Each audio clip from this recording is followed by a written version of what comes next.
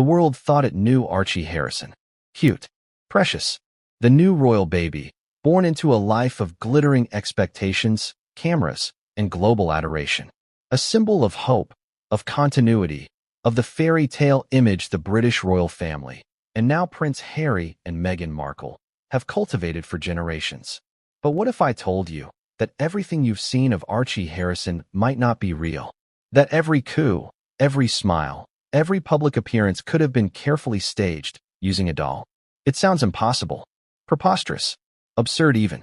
But according to one neighbor, someone who lives just a stone's throw from the Duke and Duchess of Sussex, this isn't just speculation. It's what they witnessed with their own eyes. Zoran Balbs claims that the royal couple has gone to extraordinary lengths to manage the baby's public image, to the point of using an incredibly realistic doll in front of the cameras. Before we continue, please hit the like button, subscribe to the channel, and turn on the notification bell for updates. Imagine seeing a tiny baby in a stroller, perfectly positioned, in a photo that the world will see for months, perhaps years. You look closer, and something feels off. It doesn't blink. It doesn't move. There's no hint of breathing. And then you notice the staff adjusting its head. The baby isn't real.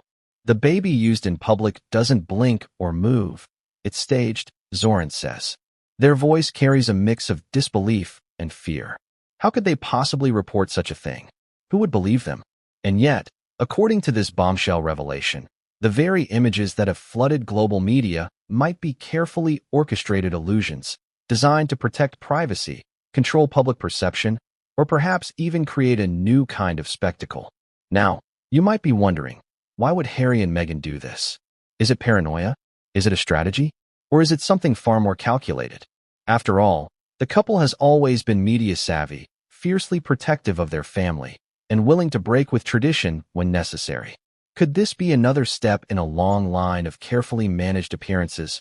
Or is it an unprecedented move into something darker, stranger, and entirely new? This is where we start. Right here, right now, with questions that are shocking, disturbing, and impossible to ignore. Questions like, was Archie Harrison ever actually in front of the cameras? Were some, or all, public appearances merely illusions? And if so, what does that mean for the royal family's image, for the media, and for the millions of people around the world who have watched, adored, and celebrated this tiny baby? Zoran Balbs, our neighbor's source, paints a vivid picture. They recall a day when paparazzi lined the street outside the Sussex's home. Staff emerged, wheeling a stroller into position. At first glance, it looked ordinary. A royal baby being presented to the world. But then Zoran noticed something unusual. The head was tilted at an odd angle, too still. The hands, they weren't moving. And then, a staff member crouched down, carefully adjusting the head and body as if tuning a puppet for the perfect shot. There was no breathing, no shifting, just stillness. And that stillness has been haunting the media narrative ever since. Let's pause for a moment and reflect on this. Think of all the photographs you've seen. Archie in his stroller, Archie with his parents at royal events, Archie waving to the cameras. Could all of these moments, seemingly natural and spontaneous, have been orchestrated? Could a doll, meticulously crafted to look indistinguishable from a real baby, have been placed in front of the cameras while staff ensured it appeared alive? The implications are staggering. And it's not just about image control. There's an emotional component that cannot be ignored. Fans have connected with Archie Harrison as if he were a symbol of joy, innocence, and continuity.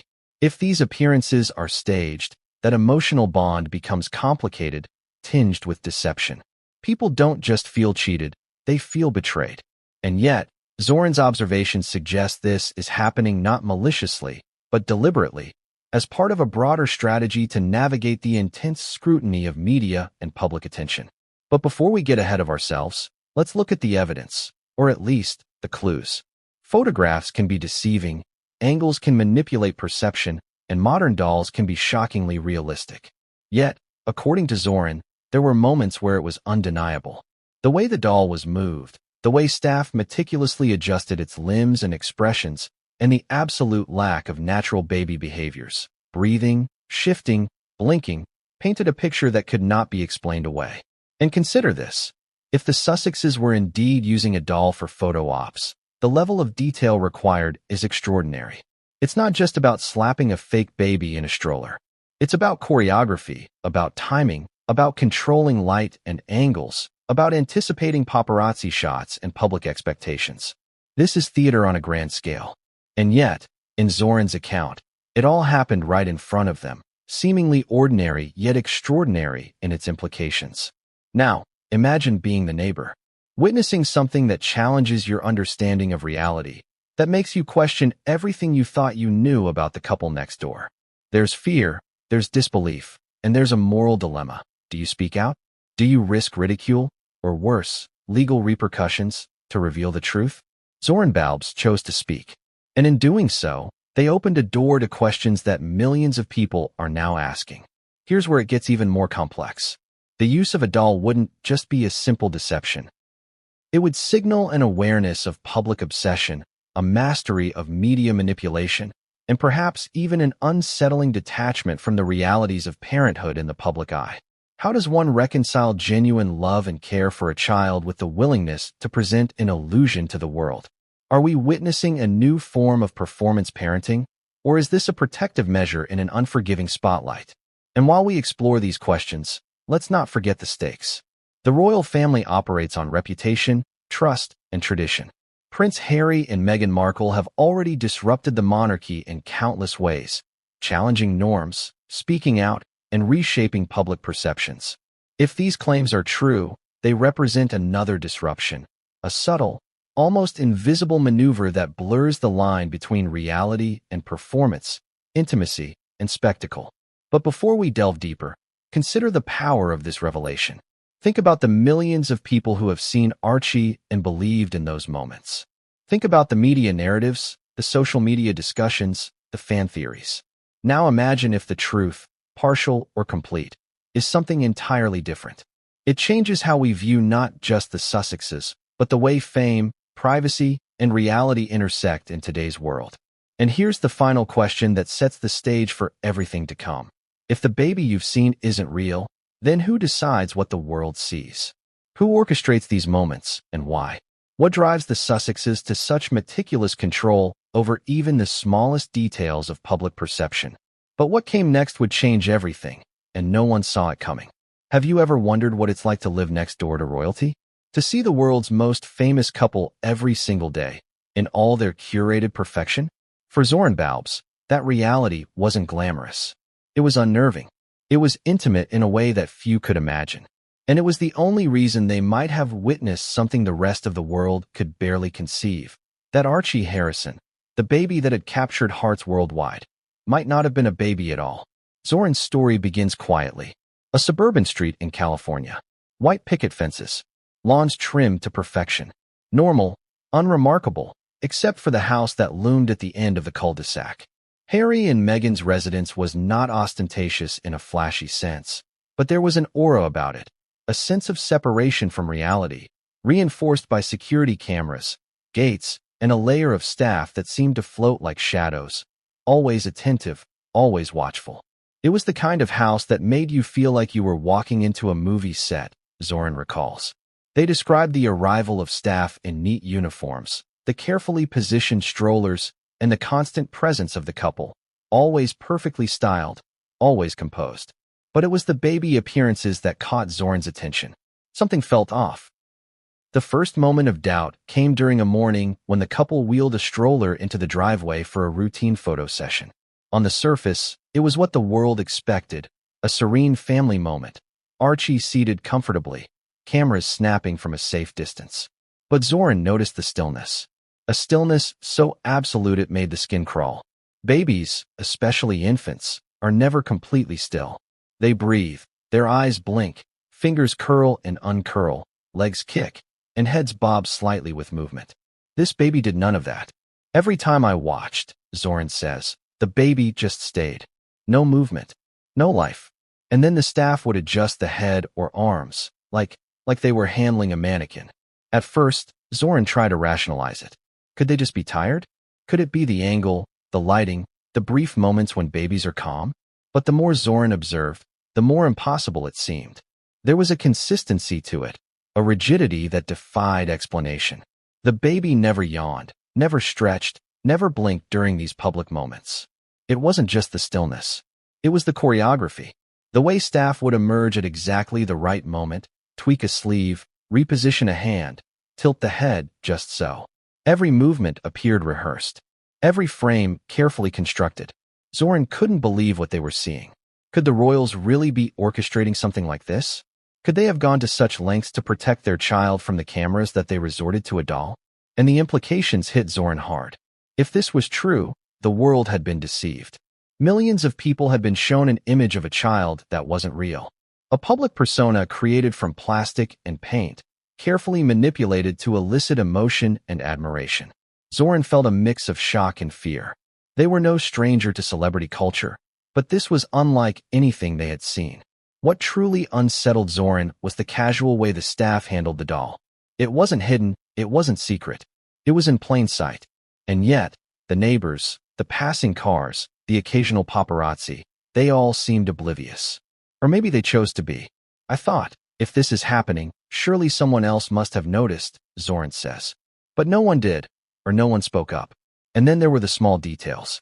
The subtle discrepancies that made the entire ruse feel uncanny. The way the baby's eyes seemed fixed, never following a parent's gaze. The slight stiffness of the limbs. The way the stroller seemed heavier than it should have been when the staff repositioned it. Little details that stacked into a mountain of doubt in Zoran's mind. But why go to such lengths? Why not simply shield the real baby from cameras with screens, hats, blankets, or controlled appearances? Why use a doll? Zoran speculated. Perhaps it was about privacy. Perhaps it was about control.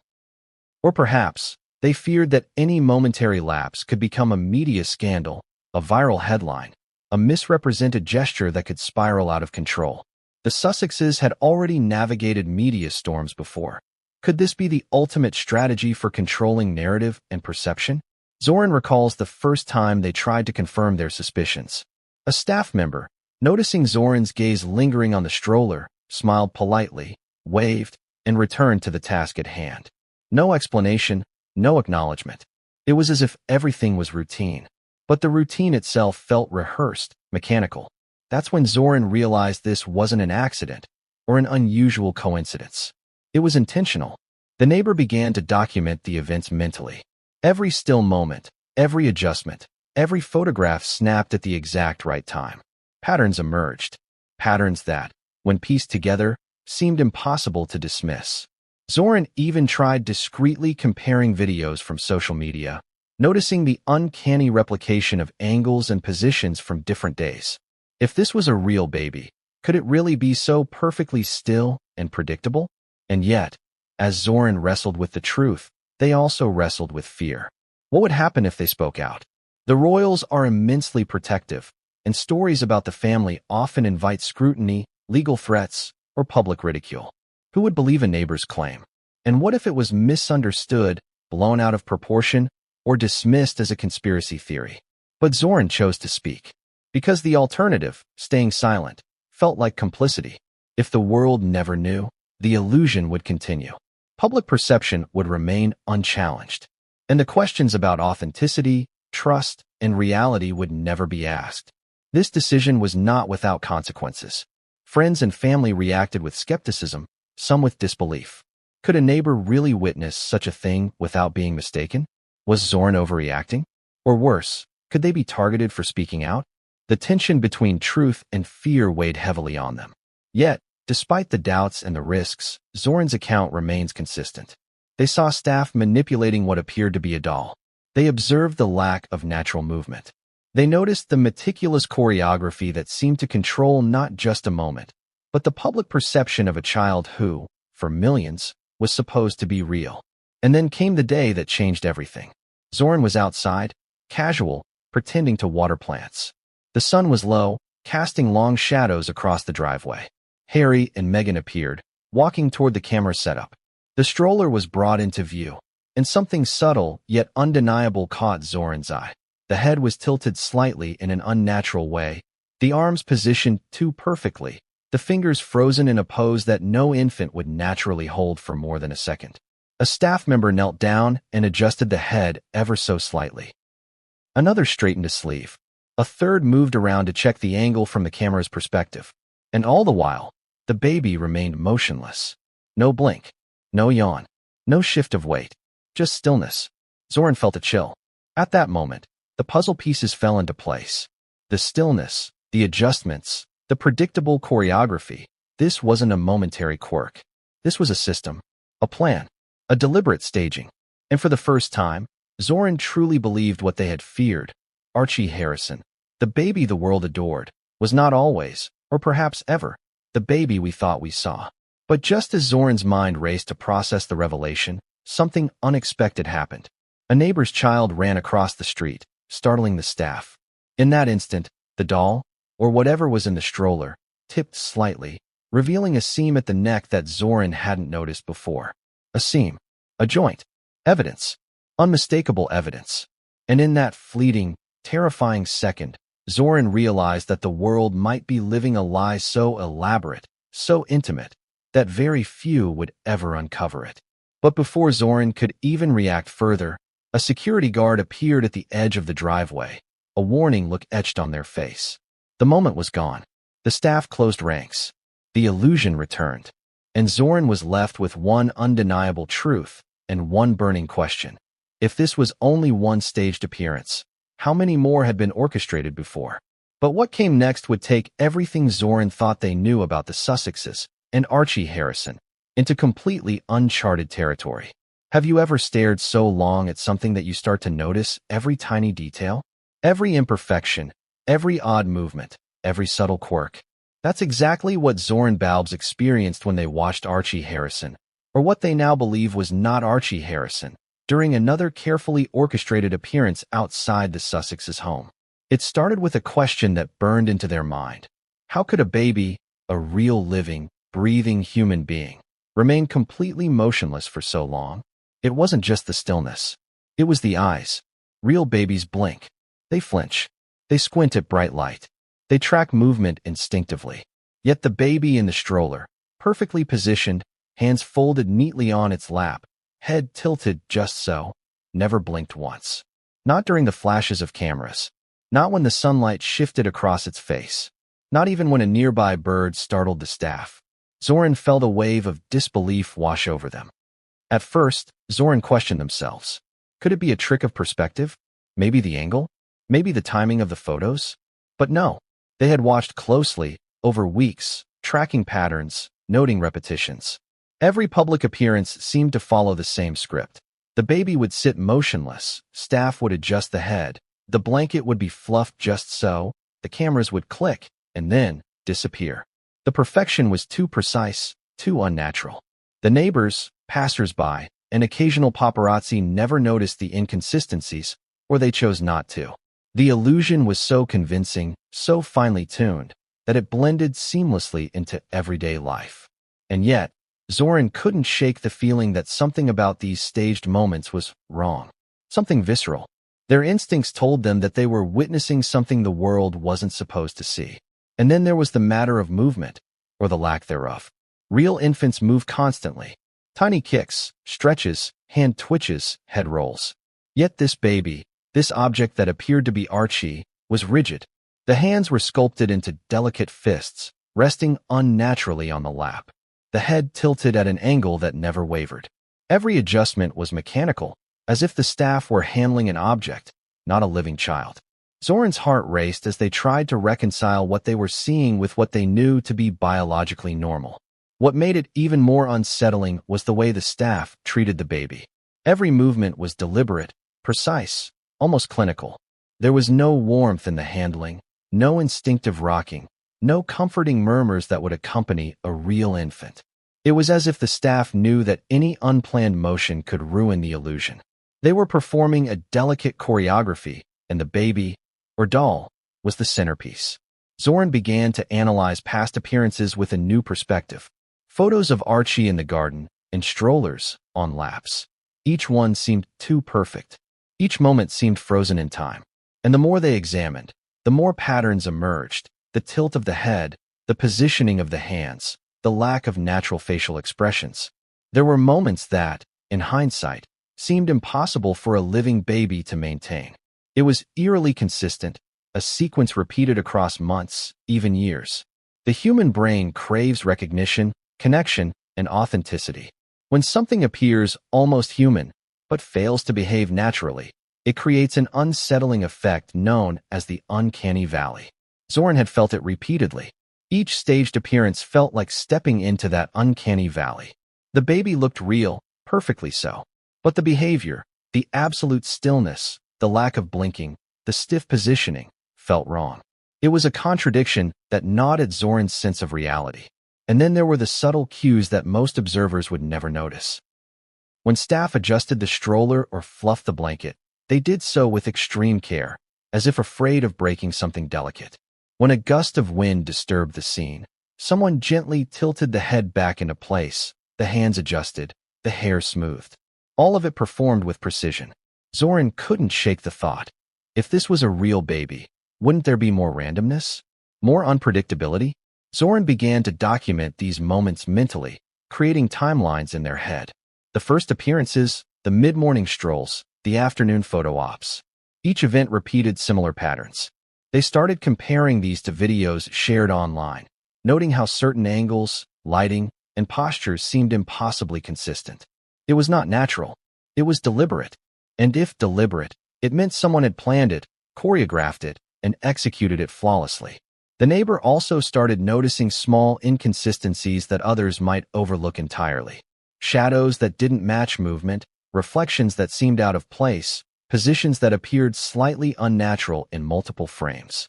Small details, seemingly insignificant on their own, combined to create a mosaic of evidence that suggested something was off, something fundamental. And yet, for all of Zoran's observations, one question lingered. Why go to such lengths? Why not simply shield the real baby with clothing, umbrellas, or screens? Why risk using a doll, knowing that one mistake could expose the deception? Zoran speculated that it could be about controlling perception. The Sussexes had always been intensely media-aware. Perhaps they wanted to manage every interaction, every image, every story, to protect Archie, or at least the idea of Archie, from public scrutiny. But if the baby wasn't real, what did it mean for the family's public image? For the millions of people who had celebrated Archie's milestones? For the emotional bond viewers felt? Could a doll truly replicate the aura of a living, breathing child? Or was the act of creating this illusion itself part of the spectacle, a performance designed to manipulate emotions and perceptions? Zoran began to notice the reactions of other neighbors as well. Some were oblivious, lost in their routines, glancing only occasionally at the spectacle outside. Others were curious but hesitant to comment. The power of the Sussexes' presence seemed to enforce silence, a subtle pressure that kept people from questioning what they saw. The illusion wasn't just about the baby. It extended to everyone who witnessed it. And then came the moment that confirmed Zoran's suspicions beyond a shadow of a doubt. During a particularly sunny morning, the baby was wheeled out for another staged appearance. Zoran had positioned themselves to watch without drawing attention. The baby's head was tilted in that now familiar unnatural angle. The arms were folded precisely. And then, in a flash, a subtle seam became visible at the neck, a joint in the material, a small but undeniable piece of evidence. Zoran's heart pounded. They couldn't believe what they were seeing. The stillness, the lack of blinking, the mechanical adjustments. All of it had pointed in one direction, but now the proof was in plain sight. The baby, they realized, wasn't moving because it wasn't alive. It was a doll. A meticulously crafted, hyperrealistic doll. And just as Zoran was processing this, a gust of wind threatened to topple the stroller. A staff member lunged forward, steadying it immediately, but in doing so, they revealed the doll even more clearly. An arm slightly loose, a hand unnaturally rigid, a joint that shouldn't have existed. It was like the world had slipped a secret into view, and Zoran had caught it. But before they could react further, the scene shifted. Harry and Meghan appeared, their attention momentarily distracted by a delivery. The staff moved in, quickly covering the baby and returning it to its upright, perfect posture. The illusion returned as if nothing had happened. And Zoran was left with a chilling realization. The world might never know what they had just seen, and the moments they had witnessed were just fragments of a carefully constructed performance. If this was one doll, how many appearances had used the same method? How much of Archie Harrison had the public truly seen? And what would it mean if every smile, every wave, every precious moment shared in photographs had been orchestrated with something other than a real baby? But what came next would reveal that this was only the beginning, and that the story behind the doll, the staged appearances, and the truth about Archie Harrison was far more complex, far more shocking, and far more deliberate than anyone could have imagined. Have you ever wondered what it takes to maintain the perfect image of royalty? The seamless poise, the flawless public appearances, the polished smiles that never falter? For most people, it seems effortless. But behind the closed gates of Harry and Meghan's residence, the reality is far more intricate and far more deliberate. Zoran Balbs, our neighbor, witnessed just a glimpse of the machinery that keeps this image immaculate. And what they saw revealed secrets that could change everything we thought we knew about Archie Harrison and the Sussex's public persona.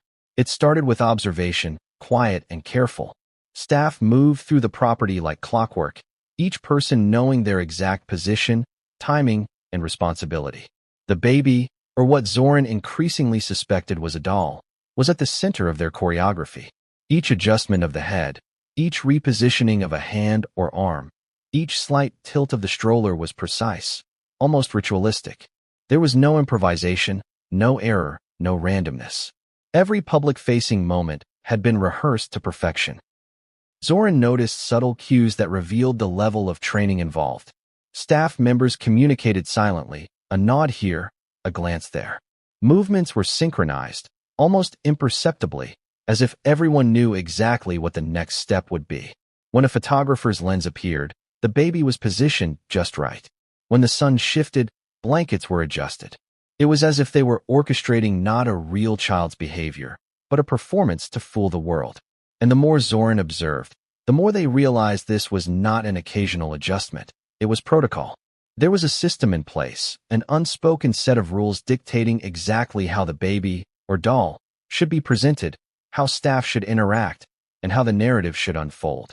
Every smile captured on camera, every hand resting on the stroller, every slight nod from Harry or Meghan.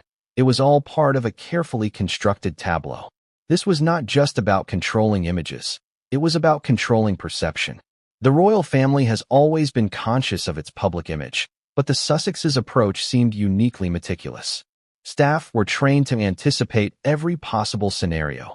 Paparazzi angles, neighbor observation, errant reflections in windows, unpredictable weather. Each factor had a solution, a method to ensure that the illusion of normalcy and of a living, breathing Archie remained intact. Zoran recalls one particularly revealing incident. A staff member, noticing Zoran's gaze lingering on the stroller, adjusted the baby with exaggerated care. They straightened a blanket, tilted the head slightly, and then stepped back, surveying the scene with a scrutinizing eye. The attention to detail was unnerving. It wasn't just about aesthetics. It was about maintaining the story. Every public appearance was a narrative, and the staff were the narrators, ensuring that the story remained believable. What shocked Zoran most was the absence of what one would expect from staff handling a real infant. There were no comforting murmurs, no instinctive rocking or swaying, no gentle patting on the back. The movements were mechanical, calculated. Each gesture was designed to maintain a posture, to preserve an image. The emotional warmth that typically accompanies childcare was entirely absent, replaced by precision and discipline. And it wasn't just physical positioning. The timing of every public appearance seemed scripted. Photographers arrived at predetermined intervals, moments of interaction were measured, and any potential spontaneity was carefully edited out. Even casual strolls in the driveway were rehearsed. The baby remained in the same position, staff adjusted angles, cameras captured the scene from multiple points. The illusion was seamless, and yet Zoran could see the invisible strings being pulled. The neighbor also began noticing patterns across multiple days. Certain windows were always blocked or obscured during appearances. Certain pathways were consistently used to ensure optimal camera angles. Certain staff members always took precise positions, anticipating the next movement or adjustment. Zoran realized that these were not coincidences. They were deliberate, methodical, and practiced. And then there were the small contradictions that gave everything away. Shadows that didn't align with movement, reflections in glass that revealed slight irregularities, subtle stiffness in limbs that would never occur in a living child. These inconsistencies were minor on their own, but in the aggregate, they painted a picture that defied explanation. The baby, or the object masquerading as one, was not behaving naturally. It was being presented according to rules, a protocol designed to maintain an illusion of life. Zoran also began to piece together the psychological dimension of this performance. The staff's meticulous care, the orchestrated choreography, the silent communication. It was as if they had internalized a set of unspoken rules about how to protect the family's image at all costs. The protocol was not just about the baby. It was about control, about managing perception, about creating a narrative that would be impossible to challenge. The neighbors' observations also revealed a hierarchy among the staff. Certain individuals appeared to hold authority over the presentation, directing others with subtle gestures and decisive movements. It was clear that these leaders were responsible for maintaining the illusion, training newer staff in the rituals, and ensuring that every public appearance adhered to the unspoken rules. And while Zoran observed these operations, they also began to realize the stakes involved. One mistake, one lapse in protocol, one unguarded moment could expose the illusion to the world. The consequences would be immediate and dramatic: public scandal, media scrutiny, even legal repercussions. And yet, the precision with which the staff executed their roles suggested that the Sussexes had considered every possibility, rehearsed every contingency, and created a system resilient enough to withstand scrutiny. But it wasn't just about preventing mistakes. The protocol also seemed designed to manipulate emotion. Every angle, every tilt, every adjustment was calculated to evoke a response from the public. The smiles, the posture, the appearance of a peaceful, happy baby. All of it was crafted to generate admiration, attachment, and approval. It was a form of psychological theater, one in which the audience was both the observer and the target. Zoran's understanding of these operations deepened over time. They began noticing subtler aspects of the protocol: how staff would respond to unexpected visitors, how sudden changes in light were countered by repositioning the baby, how even the timing of clothing changes seemed choreographed to ensure continuity in photographs. The level of control was astonishing. It was as if every detail had been anticipated, rehearsed, and executed with precision that few could imagine. And yet, for all the planning and meticulous care, one question lingered in Zoran's mind. If this was all so carefully controlled, why would the Sussexes risk using a doll at all? Surely there were simpler ways to maintain privacy while still presenting a real baby to the public. Was it paranoia? A strategy? Or something even more calculated? An effort to create the perfect image at the cost of reality itself?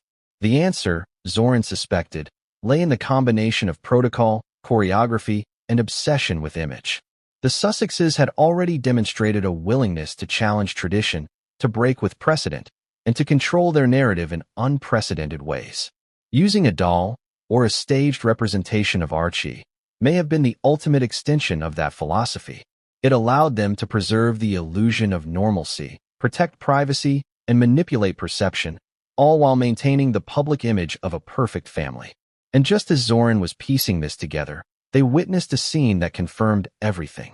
A staff member adjusted the baby with meticulous care, straightening a sleeve, tilting the head, smoothing the hair. The movements were precise, deliberate, rehearsed. And then, a small joint at the shoulder was visible, a subtle hinge that no living child would have. The proof was there in plain sight.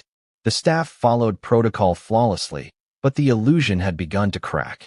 Before Zoran could fully process the sight, the family appeared, momentarily distracted by a delivery at the gate. The staff covered the baby, returning it to its perfect posture. The scene was restored to normal, and to any outside observer, nothing seemed unusual. But Zoran had seen enough. They understood the system, the choreography, and the deliberate manipulation behind the appearances. And at that moment, a chilling realization settled in. The baby that the world had adored, the images that had captured hearts, the carefully curated public appearances, all of it was controlled by an unseen protocol. The staff's secrets, their silent rules, their meticulous adjustments, they were not incidental. They were the machinery of an illusion so precise, so deliberate, that very few could ever detect it. But what came next would reveal the full scope of this choreography. and the lengths to which the Sussexes and their staff were willing to go to maintain the perfect illusion of a living, breathing Archie Harrison.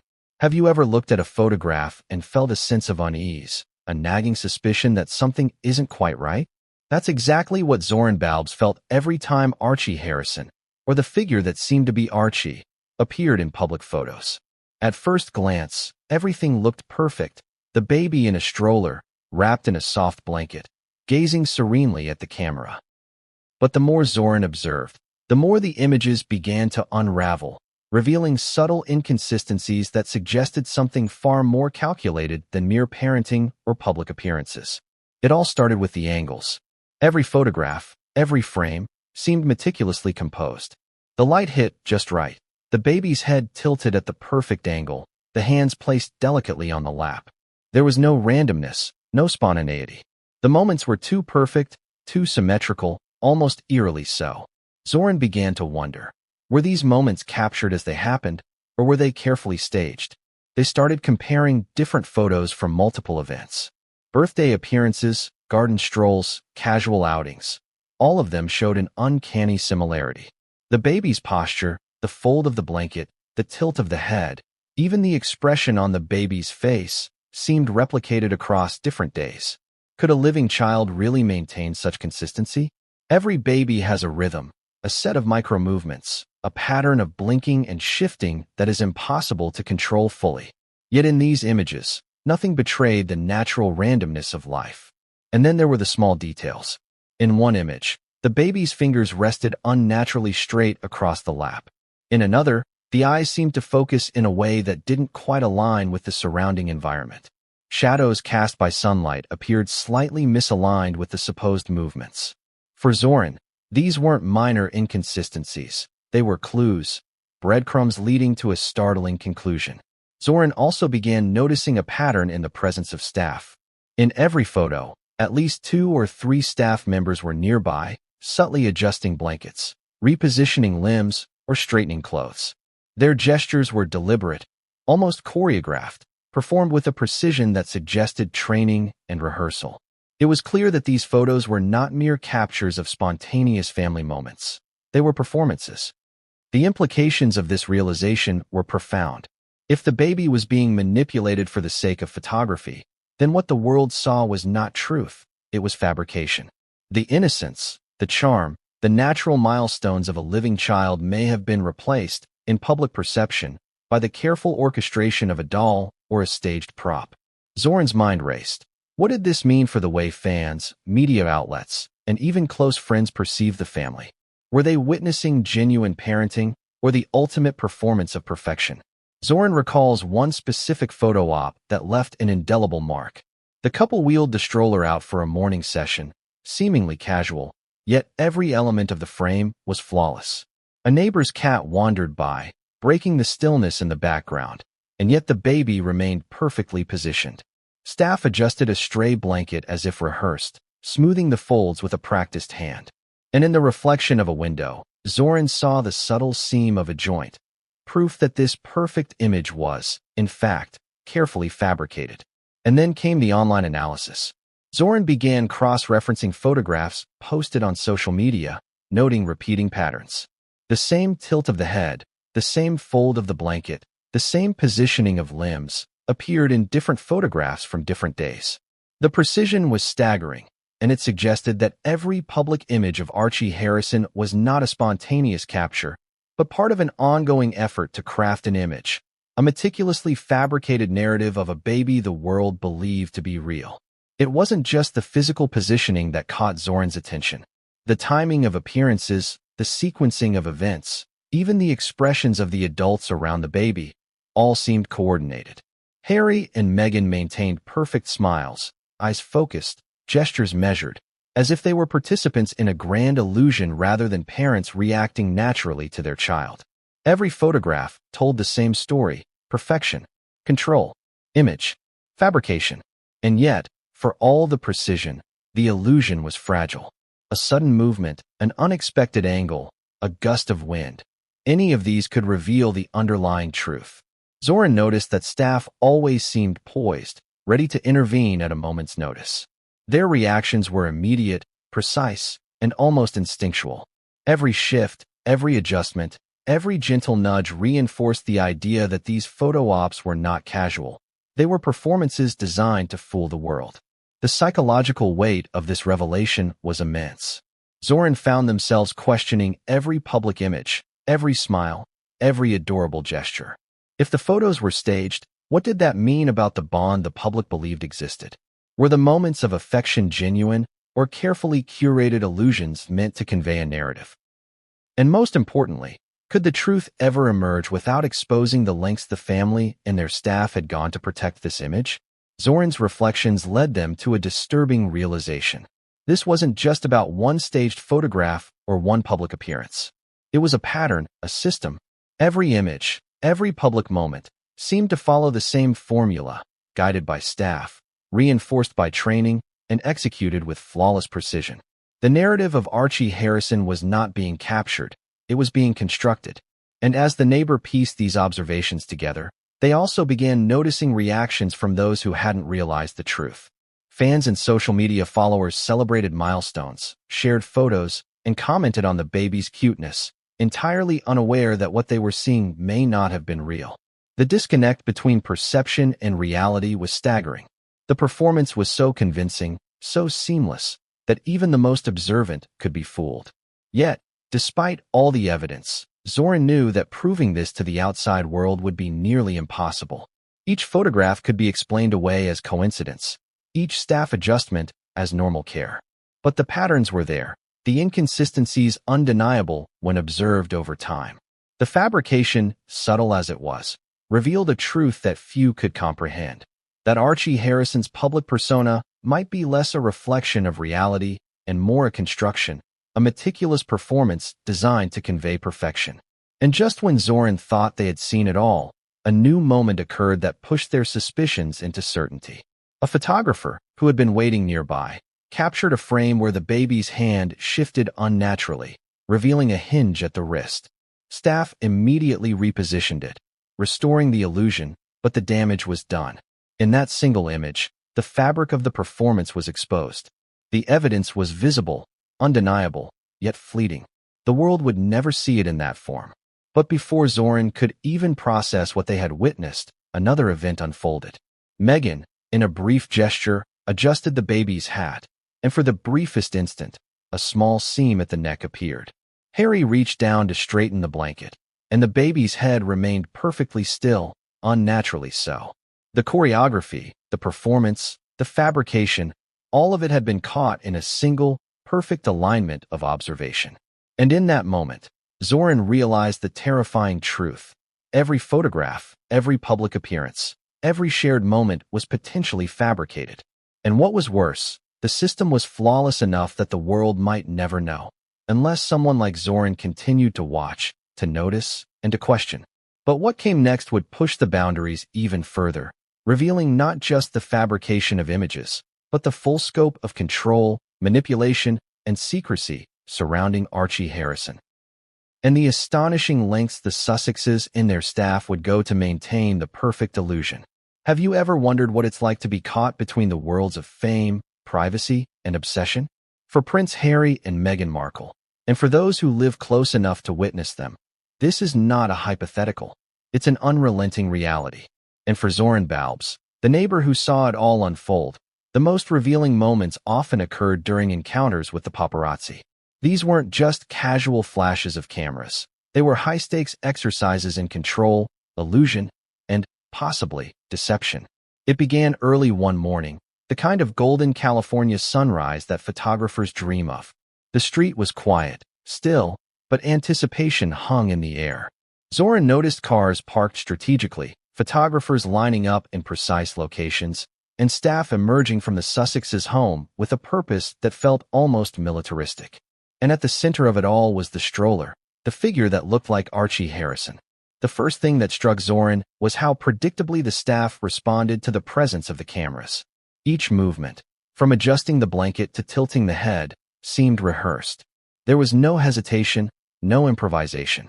Every gesture was calculated to produce the perfect image, one that would appear spontaneous and natural to the millions of eyes watching worldwide.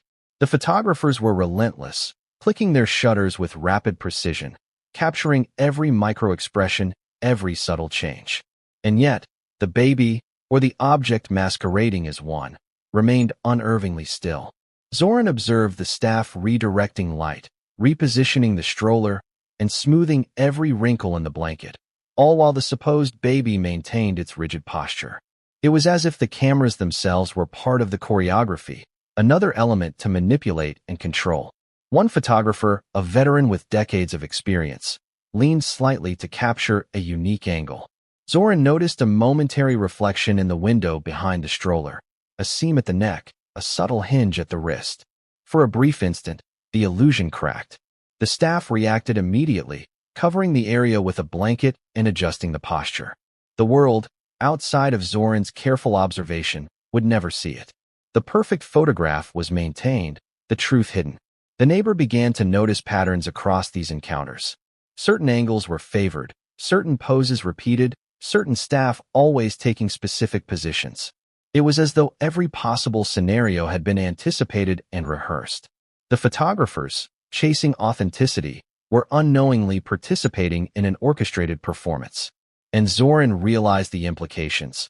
The public might be captivated by images that were entirely fabricated, moments carefully staged to convey innocence, charm, and perfection. The level of coordination was astonishing. When a flash went off unexpectedly, the staff immediately adjusted the stroller, the blanket, even the baby's posture. When a photographer shifted position, the staff shifted too, subtly, seamlessly, to maintain the desired angle. Every action seemed synchronized, almost as if rehearsed like a dance. Zoran's mind raced. If this was a real child, could the staff really be this precise? Could they anticipate every variable, every unpredictable moment, every shift in light, angle, or weather? And yet, despite the meticulous choreography, there were cracks. The smallest, most fleeting inconsistencies betrayed the illusion. A finger bent unnaturally, a joint visible in the wrist, a head that didn't move naturally with gravity. These were the anomalies that Zoran began documenting mentally. Each one alone could be dismissed. Together, they painted a picture of control, artifice, and deception. The psychological dimension of these encounters became increasingly apparent. The photographers were not just documenting life. They were being manipulated, guided by an invisible hand to capture moments that told a story crafted by the Sussexes and their staff. The staff's training, their silent communication, their awareness of every possible angle, all served to maintain this narrative. The public saw adorable smiles, tender moments, and perfect family interactions, but what they didn't see were the hinges, seams, and stillness that revealed the truth. Zoran noticed the subtle tension in the air during these encounters. Staff seemed on edge, ready to intervene at any second. One misplaced gesture from a photographer, one sudden movement, could expose the entire illusion. And yet, their response was flawless, immediate, and rehearsed. It was not parenting in the conventional sense. It was a performance designed to manipulate perception. The encounters also revealed the power dynamics at play. Photographers, accustomed to unpredictability and spontaneity, were unwittingly navigating a controlled environment. They believed they were capturing candid moments, but in reality, they were participants in a staged narrative. The control extended beyond the baby. It encompassed every element of the public presentation, every reaction, every frame captured by a lens. Zoran observed one particularly revealing incident. A photographer attempted to capture a side angle, hoping to catch a candid expression. The staff responded instantly, repositioning the stroller, adjusting the blanket, tilting the baby's head. For a split second, the reflection of a seam at the neck appeared in a nearby window. The staff corrected it immediately, restoring the illusion. The photograph that ultimately reached social media was flawless. The evidence, however, had been glimpsed, and it confirmed everything Zoran had suspected. The implications of these paparazzi encounters were staggering. If the public relied on photographs to understand the baby, then the images they saw were not representations of reality. They were carefully crafted illusions. The Sussexes and their staff had effectively turned every public appearance into a performance, controlling perception, manipulating emotion, and protecting an image that might not align with reality. And yet, there was an undeniable artistry to it. The choreography, the precision, the flawless execution, it was almost hypnotic. The public, unaware of the cracks and anomalies, responded with admiration and adoration. Every smile, every wave, every perfect pose reinforced the narrative of a happy, healthy, adorable baby. But behind the scenes, Zoran knew the truth. The narrative was constructed, the perfection manufactured, and the audience none the wiser. Zoran began to wonder about the long-term consequences. How many moments had been staged in this way? How many photographs, television appearances, and social media posts were carefully orchestrated performances? And if this was true, what did it mean for trust? Between the public and the royals, between fans and the family, between perception and reality? And then came the moment that drove the point home.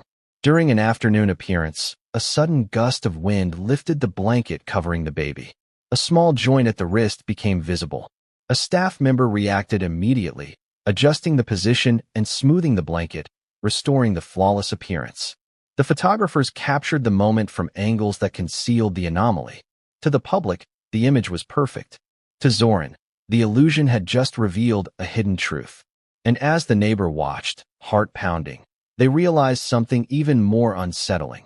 The baby's stillness, the precise choreography, the staff's rehearsed movements, all of it suggested a level of planning and control that went beyond protection or privacy. This was deliberate, methodical, and calculated. Every appearance was a performance, every photograph a fabrication, and the public had no idea. But what came next would take the illusions, the choreography, and the carefully staged appearances to an entirely new level, revealing the astonishing lengths to which the Sussexes and their staff would go to maintain the perfect public image of Archie Harrison. Have you ever considered that what we see of royalty might not always be what it seems? That even centuries of tradition and public scrutiny have sometimes masked orchestrated appearances, staged events, and carefully constructed narratives? For Zoran Balbs, the neighbor who witnessed the peculiar stillness of Archie Harrison, understanding historical patterns of royal behavior became essential. If Harry and Meghan were orchestrating appearances with what seemed to be a doll, could this possibly have precedence? Was this a shocking anomaly, or part of a long, peculiar history of royal image control? The British monarchy, like many royal families throughout history, has always been conscious of public perception. In earlier centuries, images of monarchs were often meticulously staged for paintings or official portraits. Kings and queens were depicted in idealized ways. Posture, clothing, expressions, and even surroundings were carefully chosen to convey power, grace, and virtue. Public ceremonies, from coronations to garden parties, followed strict protocols designed to reinforce hierarchy and authority. Fast forward to the 20th century, and the invention of photography, and later television, introduced new challenges. Royals were suddenly visible in ways they had never been before. Every gesture, every smile, every glance could be scrutinized by the public. This meant that appearances were increasingly curated. Certain photographs were authorized, while others were restricted. Even Princess Diana, the people's princess, operated under a media spotlight that dictated much of what the world saw. Carefully staged photographs, controlled appearances, and choreographed gestures became standard practice to maintain the royal image. Zoran began drawing connections. The meticulous control they had observed with Harry, Meghan, and the so-called Archie Harrison was not entirely unprecedented. History offered clues that the monarchy, and by extension, its descendants, had long understood the power of imagery. But what Zoran had witnessed took it to an entirely new level. The potential use of a doll, the precise choreography, the near-flawless manipulation of public perception. This was beyond traditional image control. It was fabrication on a scale and intimacy that was almost unthinkable. Looking back, there were hints that the British monarchy had occasionally blurred the line between reality and performance. Reports of royal doubles for security or ceremonial reasons were whispered through history. Some kings and queens were said to use body doubles during processions, public ceremonies, and risky appearances, ensuring safety while maintaining the illusion of presence. These historical anecdotes, often dismissed as rumor, underscored a willingness to manipulate appearances when stakes were high. But Zoran's observations suggested something more deliberate and ongoing. This was not a one-off moment, nor a rare precaution. Every public appearance, every photo op, every fleeting glimpse of the baby seemed calculated to maintain an illusion. It was a system, and if history taught anything, it was that the monarchy had always been adept at creating illusions for public consumption. The difference here was the medium: social media, viral photography, global broadcasts, and the potential replacement of a real child with a lifelike doll. Zoran began to consider parallels beyond Britain. Across the world, high-profile families, political, entertainment, and royal, have historically managed appearances in ways that manipulate perception. Carefully posed photographs, staged moments of intimacy, and selective public exposure have long been tools for controlling narrative. But the Sussexes' alleged use of a doll represented a new frontier, the merging of traditional image management with what appeared to be literal fabrication, creating a reality that may not have existed. And the implications were staggering. If the public believed they were seeing Archie Harrison in every photo, every video, every fleeting glance on social media, what did that mean about trust, perception, and the construction of reality? The monarchy's past offered lessons. Appearances could be manipulated, truths could be concealed, and public reactions could be guided, but a doll in place of a living child was unprecedented. Zoran began to understand that they were witnessing a historical moment, one that might be analyzed for years as a radical evolution of royal image control. Yet the historical lens also raised new questions. If the Sussexes were following in the tradition of image orchestration, why push it so far? Why risk potential exposure by introducing a lifelike doll into the public sphere? Zoran speculated that it was about control on an entirely different level. Total control of perception, the ability to shape public narrative without compromise. Privacy, security, and image management had always been concerns for royalty, but this went beyond strategy. It was theater, and the stakes were immense. Zoran also began connecting dots with earlier reports of staged appearances. Certain holidays, official outings, and media appearances over the past years showed patterns: repeated angles, identical poses, seemingly coordinated gestures. These moments, previously dismissed as coincidence or ordinary planning, now suggested a methodical strategy. Could the history of royal fakery, the choreography of image, the staged moments, the doubles and illusions of the past, have evolved into the modern equivalent of using a doll in public? Zoran's observations increasingly said yes. And yet, despite the historical context, the human element remained unsettling. There was an intimacy to a child, a vulnerability that photography and public appearances cannot capture fully. To replace or stage that intimacy with a doll was more than clever. It was unsettling. Zoran felt a creeping unease thinking about the emotional labor involved for the staff, the manipulation of the couple's public persona, and the potential deception of millions of people who had fallen in love with Archie Harrison's supposed presence. There was irony in the juxtaposition of tradition and modernity. Centuries of royal protocol had prepared the monarchy for careful public appearances, but social media had amplified scrutiny to a global scale.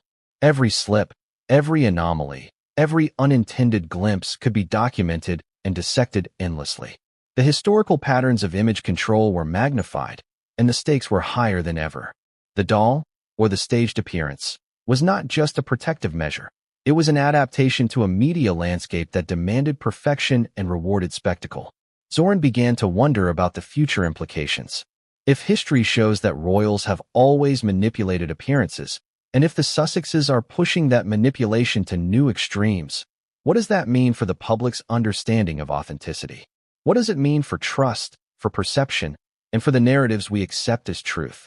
Every staged photo, every fabricated moment, every appearance of Archie Harrison as a perfect, motionless infant became part of a larger historical continuum of illusion, now taken to a level never seen before. And then, in the middle of one particularly bright afternoon, Zoran witnessed something that crystallized the connection between past precedent and present fabrication. A photographer arrived at a new angle, attempting to capture a candid moment. Staff responded instantly, repositioning the baby, adjusting blankets, tilting the head. And in that brief instant, a joint at the neck became visible, a subtle seam at the wrist. History's lessons on illusion were suddenly manifest in real life.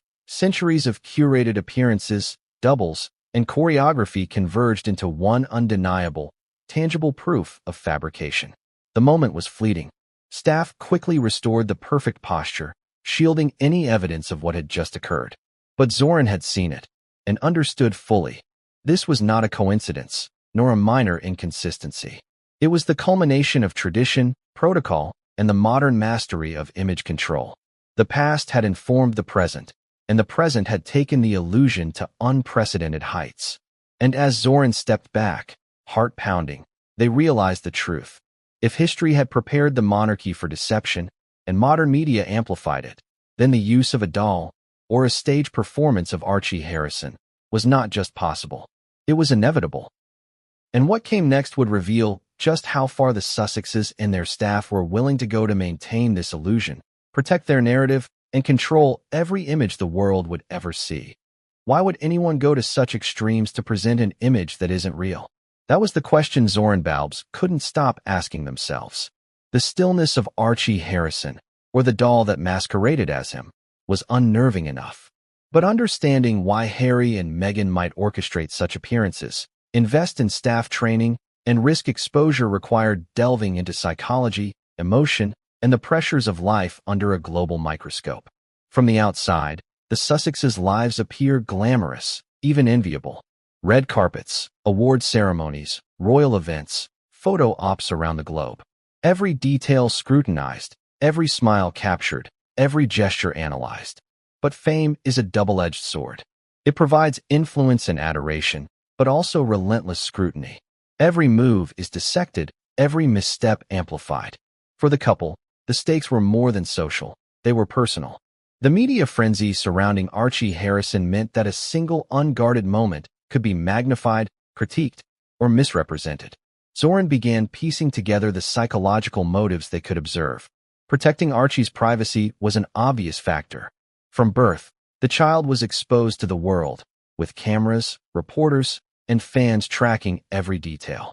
The couple's decision to possibly use a doll could be interpreted as a form of shielding, a way to allow Archie to grow away from public intrusion while maintaining the illusion of visibility.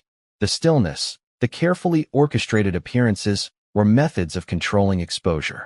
But there was more than privacy at play. Image control is a form of psychological reassurance. In a world where perception is everything, maintaining a perfect image reduces uncertainty and anxiety. For Harry and Meghan, who had experienced intense media scrutiny and personal attacks, the idea of controlling the narrative, even to the extreme of using a lifelike doll, could offer a sense of mastery. Every pose, every gesture, every appearance executed flawlessly was a small victory against unpredictability. Yet, the emotional dimension cannot be overlooked. Zoran noticed subtle cues that suggested the performance was not simply about control. It was about managing emotion, both their own and the public's. Every flawless appearance projected happiness, serenity, and affection.